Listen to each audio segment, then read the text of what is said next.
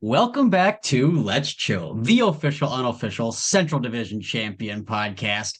I'm Jeph, I'm Jay. And I'm Caine. and we are back with yet another episode previewing Championship Weekend 2023 being hosted in Minnesota. And with Minnesota representing the Central Division, it's going to be super awesome. Guys, we've waited since like December of last year for this weekend, and this weekend is here. I'm so freaking pumped. I woke up this morning and I realized it was Sunday, and I was just like, I have the whole week to get through still. I was kind of disappointed because I have all this like anticipation building up, and it's kind of all coming. Like all the anticipation basically from December is now here. Like it's all welled up inside. So I'm pumped. Yeah. And like in a week from now, we'll know who the champion is. So that's pretty cool to put that in perspective. But well, should we start with some stall sevens? I've got a kind of a tough stall seven, but a very fun and relevant one.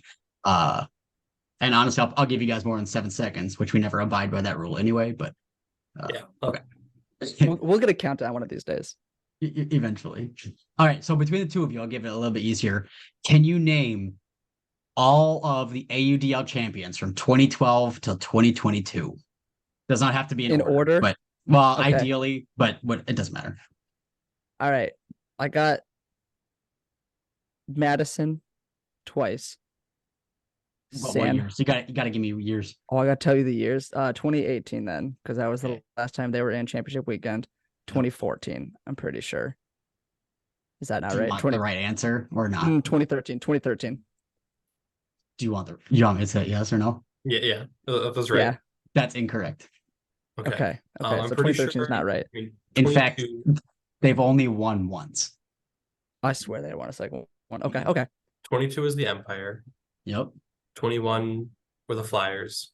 Yep. I think at the time they were the Raleigh Flyers, though. They're actually Carolina. That was that their the year, debut season. that was the year they changed to Carolina, wasn't it? Mm-hmm. Was there a 2020 championship? I thought that year got. No, they didn't play in 2020. 19 was. That wasn't New York again, was it?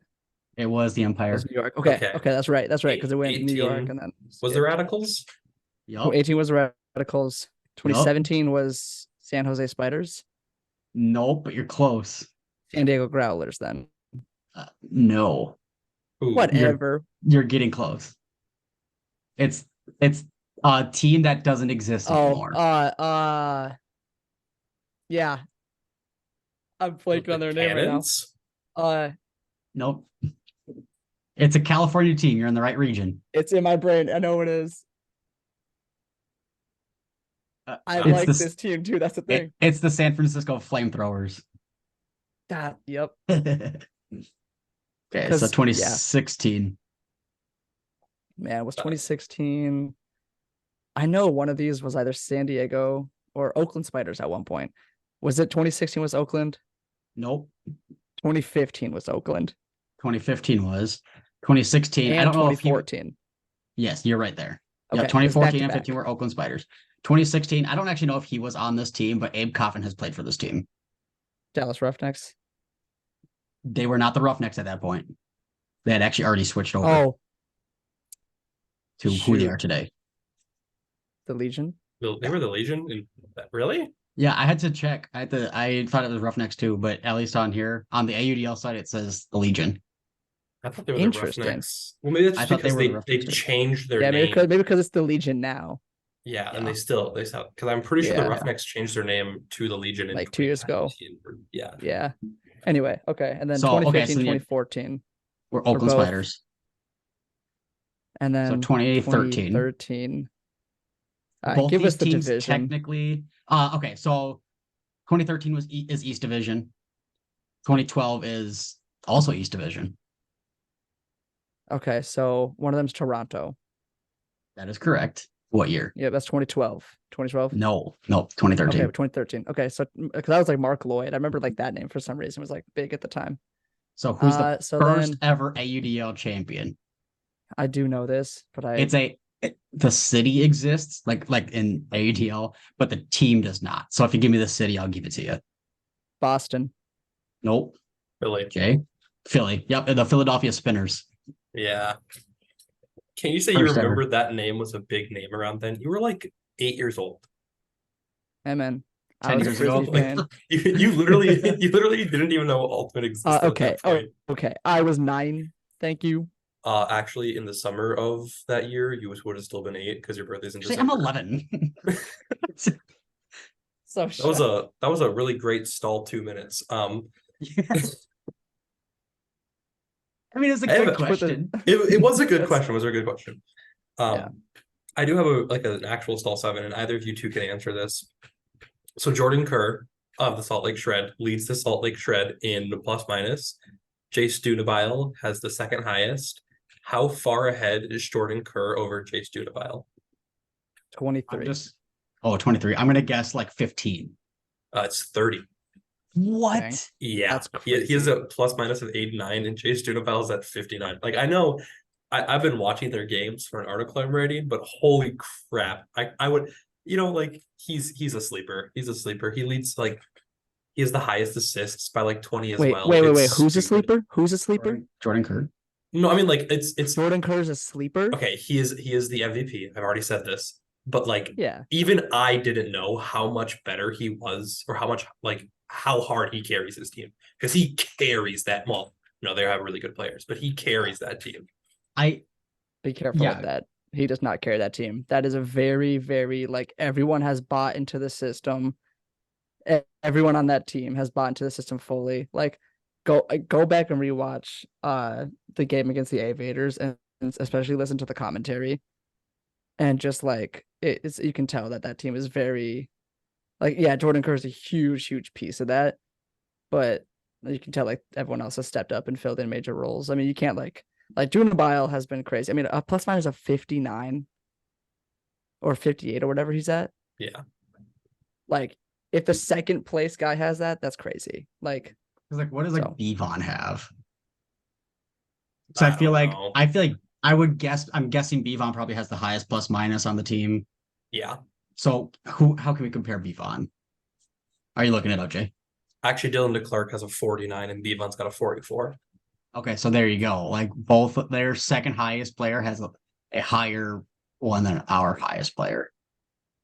Yeah, my point was, like, for perspective, like, the Empire's top 3 are all within like 10 points for each other, like 12 points for each other. So like, when I say that's a big difference. That's a big difference. He's not carrying the team, but he is, like, he's destroying his team in the plus minus category. Yeah.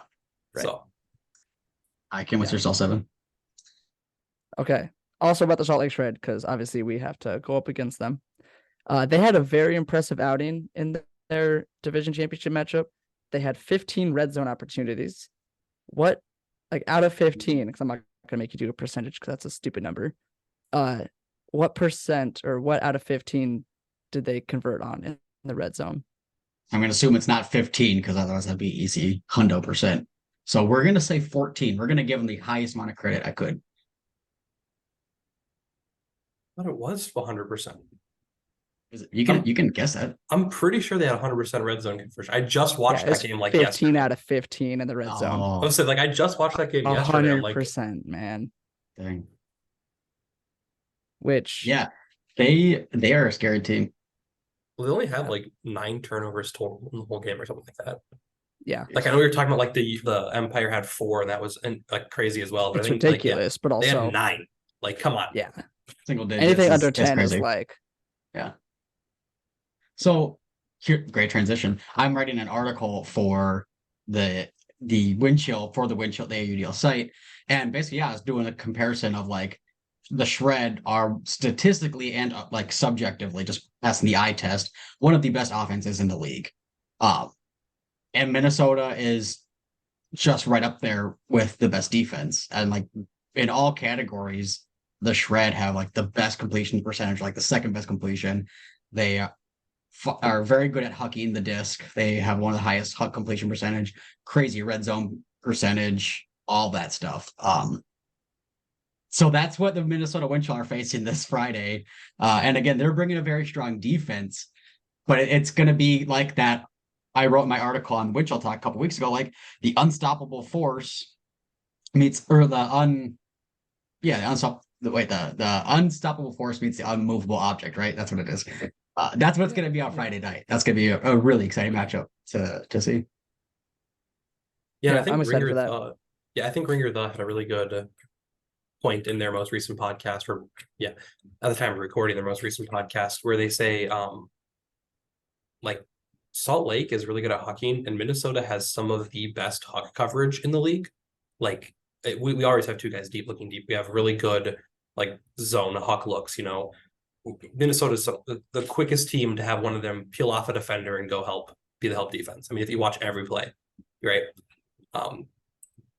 So I'm really interested to see how Minnesota can capitalize on that and capitalize on, because Salt Lake will probably adapt that eventually, or maybe they won't, hopefully, fingers crossed. Right. But if Minnesota can capitalize on those first few early turns that they will hopefully be generating from those hucks, that could be the difference in the game. Right, yeah. Don't really let Salt Lake get that opening punch. Just kind of combat that. And then once Salt Lake responds, well, it's too late at that point almost. And so, yeah, I mean, again, Salt Lake has a really good offense. But like we said it on the podcast last time, defense wins championships. And if we just don't give Salt Lake an inch, I think that's how you got to beat them, is to really just stomp on them. And I think if there is a team that's going to do that, it's going to be Minnesota at Minnesota, Yeah, I agree. I think Minnesota also ranks like highest in blocks. And again, like we always talk about environment, and I'm just going to throw that conversation out the window because right now this truly, like Josh Caine, I was talking to him to get some quotes. He said they're basically approaching this like a neutral site. So like, let's get rid of environment here. They have the highest amount of blocks in the league because again, their defense is so good at putting pressure on the right people at the right time. So whether that means handler pressure or cutter pressure, like they know who has the disc, where they need to be, and like how to stop the play from advancing. And again, especially when a team's looking deep, like the Shred will, I think Minnesota can be set up for some good success. But again, yeah, then it's about doing what they do best and capitalizing on that, because it's not just enough to stop the Shred from advancing. Minnesota also has to have a very clean offensive game too on the other side of the disc, because the Shred, like just because the Windchill are really good at defense and the Shred are really good at offense, like the Shred still can score on defense, and that could be then the difference in the game. So on the other side of the disc, like surprise, surprise, the Windchill have to be good at both throwing and blocking. Wait. Game. You're telling me they got to play well-rounded frisbee to win? Nah. That's a very controversial take, I know. Or only Callahan's. You don't need to be good at throwing if you just always score in the end zone. If you're just always in the end zone. It's never been done before, so why not do it now? It's an unorthodox approach, but that's what you need to beat the Salt Lake Shred. You'll never see it coming. I bet say, how do you plan for that? How do you game plan for that? Ben Feldman, if you're listening. If you're listening, get us on the sideline. Give me a clipboard and a whiteboard, and you'll see what I can do. If anybody from the Shreds listening, no, you're not. No. If anyone's on the Shred listening, guess what? Windchill are only going for Callahan. So just plan for that and just you're welcome. There's a game plan. Yeah. Ben Feldman, ignore us. Don't do Callahan's. They'll never know what to expect. I am really interested as well, though, in some end of quarter stuff. I know Jeph and I, when we went to that very first practice, we got some clips and interact with some Windchill players. They were working on like last 30-15 seconds and just like really utilizing even if they have 2 seconds left, they're talking about like one quick throw, get 5 yards and then huck it, get it to the person who's hucking it down the whole field. And they're willing to put out, Berglund on an O-line just to have him throw 80 yards into the end zone. That's way too far, like 60 yards into the end zone. Well, they did that too against Indy.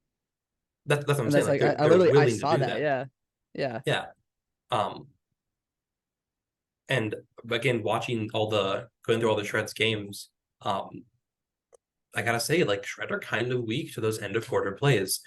I think in only a couple of their games I'm watching have they had like 3 or 4 end of quarter scores, and most of the time it's just like, oh, they score with 30 seconds left. Like, okay, they don't really they leave 30 seconds for the opposing team, and if the opposing team happens to be prepared, like the Aviators were against them, prepared to score in those last 30 seconds, they give up that point more often than not.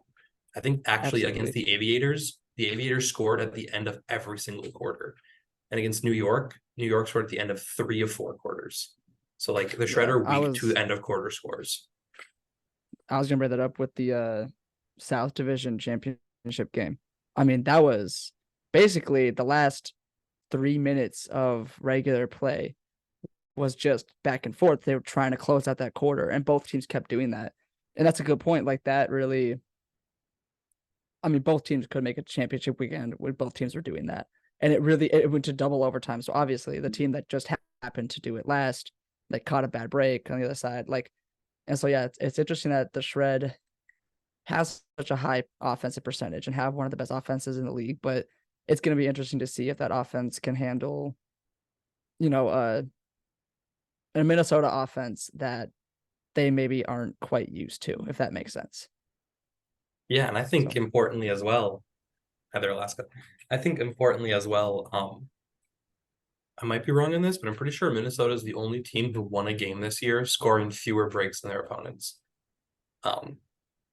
That's a really fun fact. yeah, that's a fun stall 7. Minnesota has won a game against Madison this year where they won by 1 and they scored 1 fewer break than Madison did because they scored at the end of 3 quarters. Mm-hmm. Like Minnesota just so happened to win the game by scoring at the end of quarters. And that might be what happens against the Shred as well.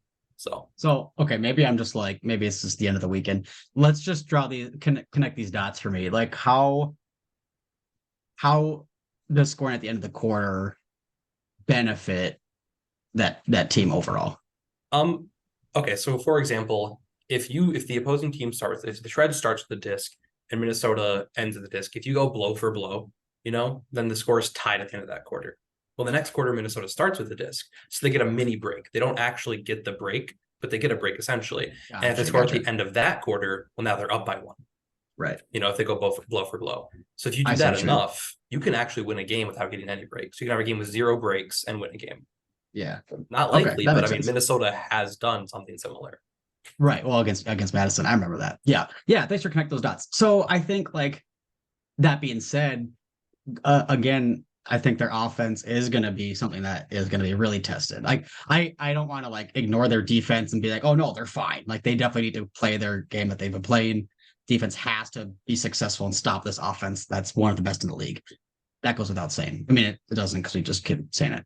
But I think their offense is honestly like weirdly underrated, but because they haven't really existed this year, right? Like, again, we've talked about like, oh wow, they've supplemented this O-line with all these additional players, and PK was coming back, and Will Brandt has made a name for himself, and Abe Coffin's back on offense, and Colin Berry's making an appearance now. So we're like, this could be the best offense ever. And like, they just weren't, because again, roster inconsistency and other things. But again, we saw this full strength roster at the Central Division game. I think their offense actually really has an underrated opportunity to steal this game from the Shred. Because if it's full strength, if Will Brandt is slinging the disc again, like crossfield hammers, like, are you freaking kidding me? If Josh Caine is just there on the field, just literally like standing there. Throwing the no-look scuba over 2 defenders. Who was the indie player who said, like, the more quiet Josh Caine is, the better the wind chill are? Was that Cam Brock in player chatter? Was it Cam Brock or Rick Gross? It was, I don't remember, but yeah, I know what you mean. Yeah.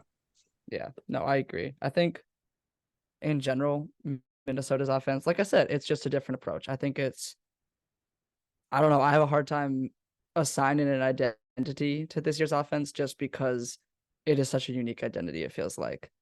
And I mean, Adam Ruffner said it on their podcast all the time, but like, it's not always pretty, but Minnesota does get it done. And I think that's going to benefit us for sure against such a perfectly clean, neat team like the Shred. Just, all right, disrupt that a little bit.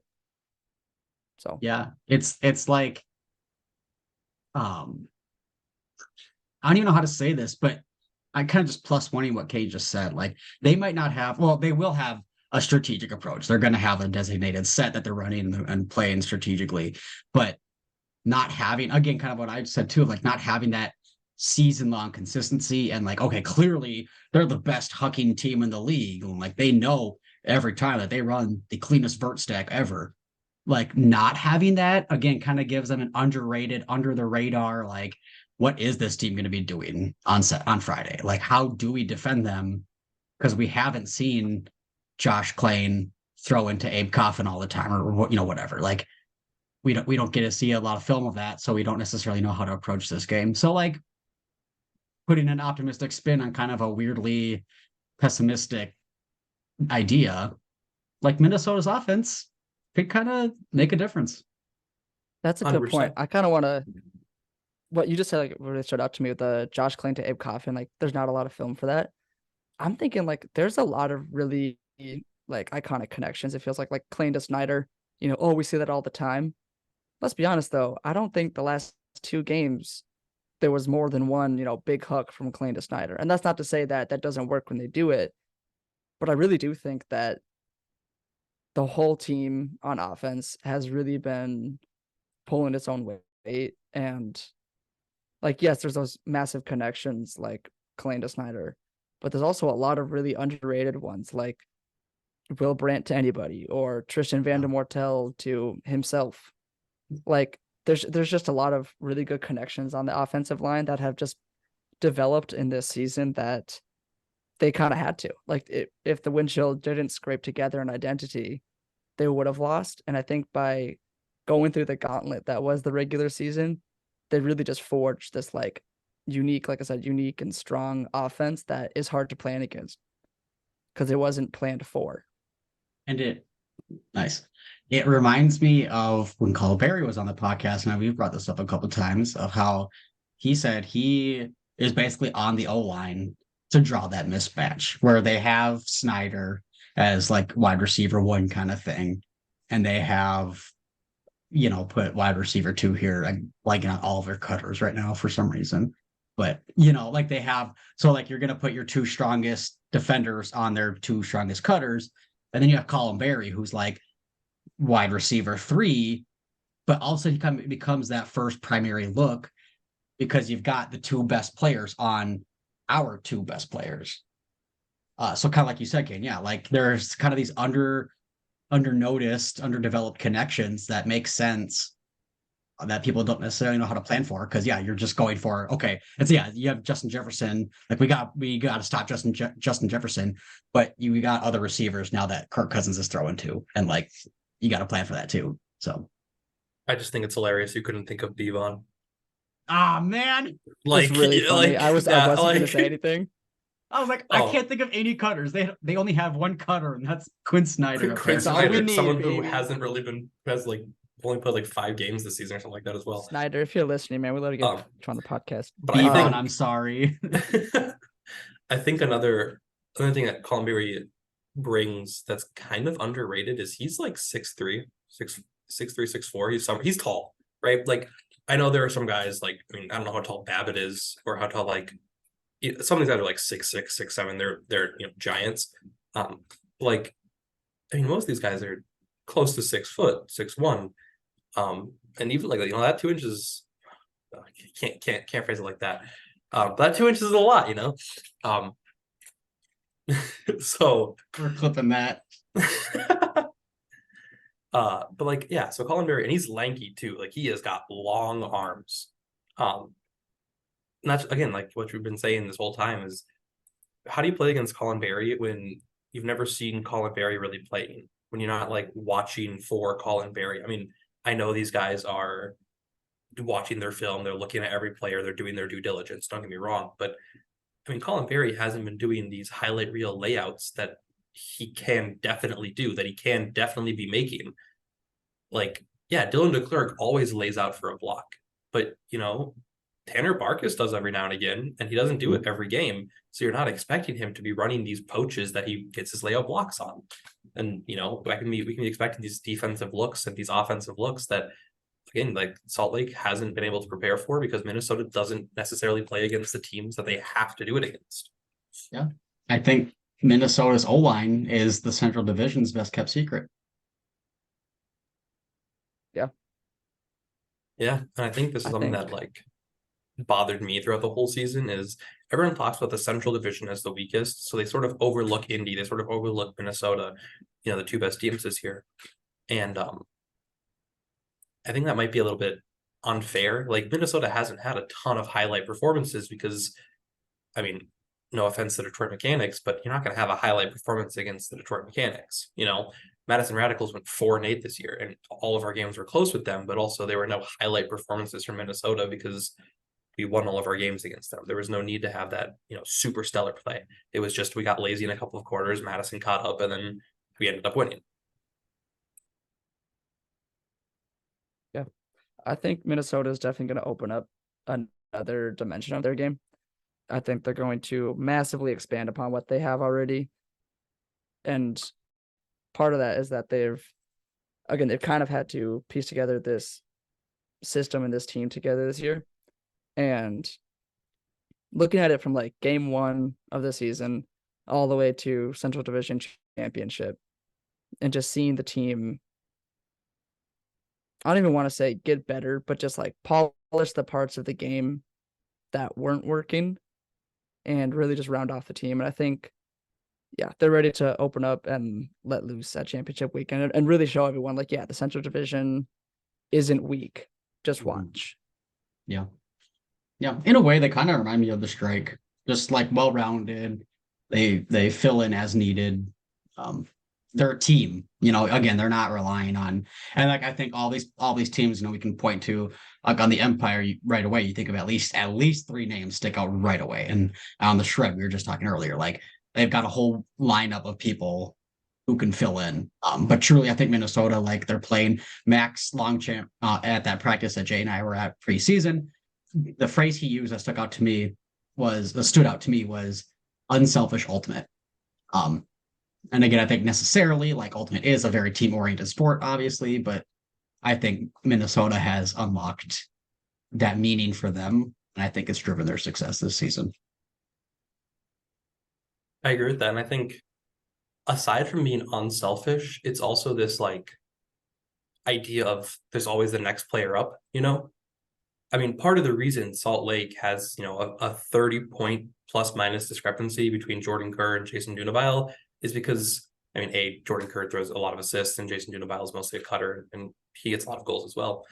But also that, when you're on Salt Lake, you're looking to throw to Jordan Kerr for him to get the assist. If he's in the end zone, you're choosing between Jace Dunabile and Jordan Kerr. He's number 1. So it's not even that he's playing selfish ultimate. It's that his team is trying to get him to play selfish ultimate because he's able to do all these great things. And, if you can just really put a stop to Jordan Kerr, then their team becomes significantly weaker. Again, not bad. Still a great team without Jordan Kerr, but significantly weaker. He was number 1.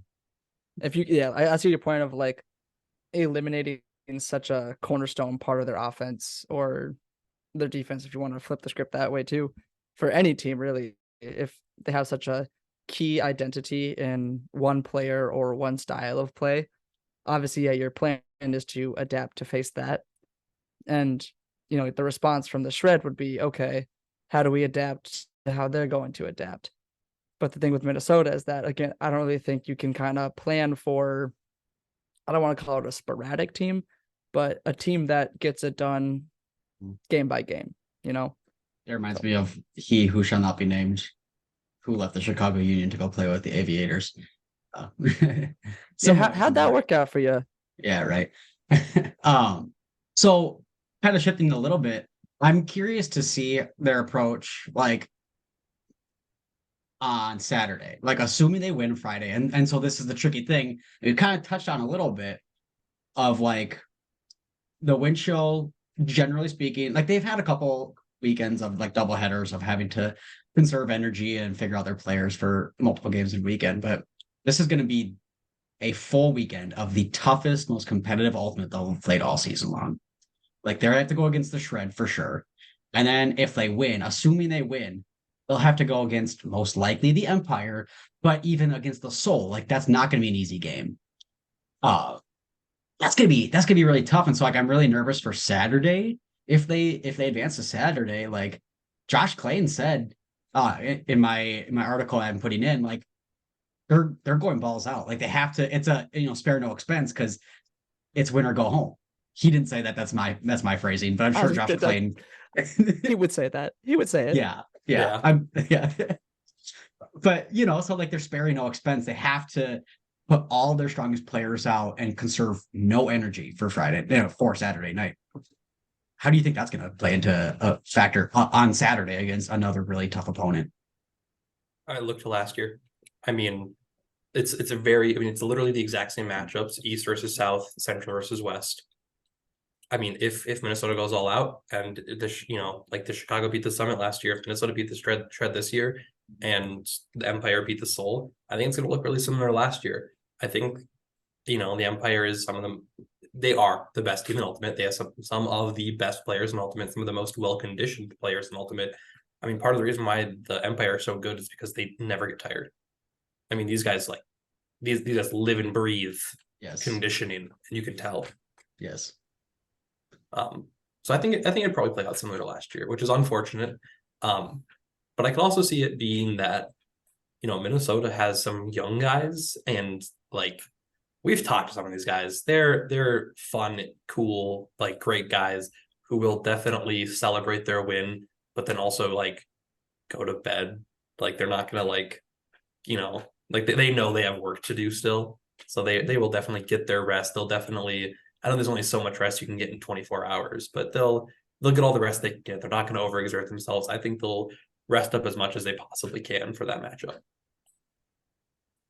Yeah, I mean, like, I know we're a wind chill podcast and like we got to be pretty optimistic, but again, that's going to be an incredibly tough opponent. Again, let's play this out as realistic as possible here. Like more likely than not, the Empire are going to advance, and we'll be optimistic, and I genuinely believe that the wind chill can beat the Shred. Like I don't really have a big doubt in my mind there. It'll be a tough game, but again, that's the thing is it's going to be a really tough game on Friday night. So then to go against the Empire, who like they could probably play another game right after their Soul game, and they'll beat just again. Like I'm kind of scared for Saturday night. Yeah, I'm confident in the team. I think I'm not saying you guys are discrediting the Minnesota wind chill players. I know you're not. I know you're kind of just like giving credit to the Empire and stuff. But I mean, we all talk about Mattis and how he's a beast in the gym. You got people like Berglund and Bergmeyer and everyone else on Dragon Thrust and everyone else who's been playing these massive games. You got Paul Krennic, who won the World Championship game. That was, not just one game on a day. That was, it's a lot to these guys on our team as well. And so I think Minnesota is ready to take on the Shred on Saturday. And I think they're more ready to take on that opponent on Saturday. They're ready to take on the Shred on Friday, and they're more than ready to take on the opponent on Saturday. I think. Yeah. I mean, like, so, and yeah, to be fair, like they're not unfamiliar with, weekend tournaments. Like there was literally a weekend tournament this weekend. And to be fair, I don't know how many, if any, wind chill players actually played, but yes, like they play plenty of Club Ultimate. They do weekend tournaments all the time. But again, like that's still tiring. That doesn't mean they're like ready to go. But I think my point mostly was that they're not going to let the physical aspect of the sport keep them from succeeding at a high level. I think they are mentally strong enough to get through the physical side of it. So mentally, and then also say as a team, they are so hungry.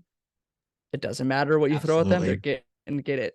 So absolutely, that's gonna be super cool to see. I'm really excited to see. Like, honestly, like I'm really excited to just see like the Empire in person. I'm gonna be geeking out. I'll be starstruck. I think I said this last week too. And like the Shred, like seeing Jordan Kerr play, it's like bringing it back to baseball. I bought tickets to go see the Angels play the Twins, not to see the Twins play, but to see Shohei Ohtani play. Oh yeah, and like valid. I hope he throws a perfect game against the Twins. Like that's like that would be an incredible thing to see. Like you don't want to see the Twins lose, but like you're seeing history happen. So it's just gonna be a really huge weekend of Ultimate no matter what. Just as a fan of the sport, I'm very excited to see whatever happens. Absolutely. And are we wrapping up the pod? I think so. I want to do some predictions Okay, like toward the end, but yeah. That kind of felt like it. Well, I will Yeah. give one real quick thing here. I did draw up a play call for the Minnesota wind chill. So Ooh. wind chill up here, Salt Lake Shred down here. I was supposed to be this way, but I want down. Okay, so up here, that's Berglund, right? Sam, he's gonna pull the disc down here. All right. And then, as we all know, Minnesota sprints down, right? I'm talking like full speed before the disc even touches the ground. Sam Berglund's disc has an average flight of 9.8 seconds. Go read my article, The Icebergs. Link is in the description down below. 9.8 seconds to get from one end of the field to the other. They can do it. It's 80 yards. They're fast, right? They're all down here. Oh, look at that. Now you got 7 wind chill guys, but where are you going to throw the disc? Yeah, that's what You're we gonna call throw this. it right to the wind chill's hands, right? That Callahan country. Mm-hmm. I Ben hope you got your Feldman? passports, Chills. boys. Wind chills. No, but seriously, so predictions wise, I'm calling it a 21-19 victory for the wind chill against the Shred, and then a 23-19 win against the Empire. Clip this part of the podcast for when it happens. And what about Saturday? So wind chill Empire. No, I said a win over the Empire, 23-19. Oh, I thought you said Empire over the Soul, but yeah. Oh yeah. I mean, don't worry about that game. Yeah. I don't care about Jay? the numbers for that one. Yeah, Jay. I think the wind chill take the Shred by 3. I'm gonna go 23-20 with at least one Callahan. Nice. And I do at least one. I do think they're gonna win against the Empire by 1 in overtime. Nice. So what the final score is, I don't know. Okay. Maybe 22-21, something like that. So you got to give us a number, because if any one of us is right, then I mean, yeah. Okay. Shred. I'm actually gonna go a lower scoring game just because I think the Minnesota's offense or defense will be slowing them down, and I think their offense will have to keep up. So I'm gonna say it's gonna be like 18-16 Minnesota. Pretty low. okay. And then I'll say they take on the Empire, and I'll be optimistic. I'm gonna say the wind chill will win. I want to believe that in my heart, and I will say it on the pod. I will say the wind chill beat the Empire 20-19. I think it's gonna be that's gonna be a tight game. So it's gonna, yeah. I mean, like you said, no matter what happens, it's gonna be an awesome weekend. First game on Friday. So Minnesota has the first game, right? No, they have the late game. They have the nightcap. Okay, perfect. That's even more exciting, I feel like, because it's like you're gonna know who the opponent is before you know if you get to face them, which I think is pretty cool. But also, is that better or worse for Minnesota? Because again, now it's like now but you already are thinking of tomorrow when you need to think of tonight right now. I don't think. I don't know if they are. I don't think you're getting them. I think you would be thinking that, Jeph. I think the players, no offense, I'm not trying to be mean about it. I think they are fully ready to know. I think they're like, honestly, I think it would give them that motivation of like, all right, let's get this taken care of so we can get to these guys. Yeah. Give them that extra motivation, especially if it's the Empire. It's like, okay, we're one game away from having our chance. I mean, they beat the Empire, right? The mindset. They have. They've beat the Empire. He tweeted it today. I brought that up last time. And it's on the scoreboard. It says AUDL official score. So officially, this was not an exhibition game. This was an official scored game. Yeah, and definitely 2 Minnesota players didn't play for the Empire at all. To be fair, I'm pretty sure both Babbitt and Yacht were there. Like Babbitt was not, but Yacht and Oscar. I think Oscar was there. Okay. I mean, aren't Yacht and Oscar from anyway. Pretty sure they're from Minnesota. Yeah, they're both from Minnesota. Yeah. Yacht, Oscar, if you're listening, we'd love to get you on the podcast sometime. Yeah, maybe after you lose this Saturday. Yeah. I was say you gotta it's a Minnesota Wind Chill podcast, so you gotta rejoin the team first. True. Anyway. No, it's gonna be a really good weekend. I think we're gonna get a lot of good content. I'm excited to just go to the stadium. be starstruck by these players, meet a bunch of people. Love to have people come talk to us. I have no idea how many people actually listen to this podcast. Man, I got the numbers, but like it could just be, I'm too scared to look. yeah, I don't know. I don't want to find out that 3 people listen and it's just me and my cat. Yeah. But no, I think it'll be fun. Honestly, I don't even have that much to say. We've said it all. Now it's just like sit and wait. We have the easy job of cheering them on. Now the Winch will have to. They've got the hardest job of their lives. The most competitive Yeah. ultimate they'll be playing. So And if you want to come watch this competitive ultimate, don't forget to enter the giveaway in our Instagram. All I gotta do is be liking that post, following our content. All the details are on our Instagram page. It's Wind Chill Talk. It's on all of it's our true. social And medias. you get 5 bonus entries just for subscribing to our website, and subscribing is free. So like that's 5 right there. Super easy to do. We're drawing that on Wednesday, the 23rd. So make sure you do that now. We're dropping this on Monday morning. We're posting this Monday. So you've got, by the time this posts, about 2 days to enter. So go do that right now. It's also on Twitter and Facebook if people are still on that stuff. So X. nah. But we Anyway. will see you all this weekend, Friday night to start. We'll be there Saturday, no matter what happens on Friday. We're gonna be on probably on the fence, but I don't know what the situation is gonna be. We're gonna be bundled up. It won't be hard to find us. I don't think Caine's gonna be bundled up, but I'm gonna be the opposite. Full body paint. I'm gonna be wearing an actual polar bear carcass. It's gonna be crazy. All right. It's gonna be creepy. The cops are gonna get called on us. It's gonna be a great time. But we will see you there. This episode is presented by the R1P1 Network. Guys, they've been so great this whole season, helping us create just some amazing artwork for our thumbnails, our social media, our podcast, everything. Check them out. They're doing a lot of sports agency work. So much love to them. Yeah, I've got nothing. Stay chilly. Let's go and chill. Let's go Wind Chill. It says let's get chilly. I know it's backwards.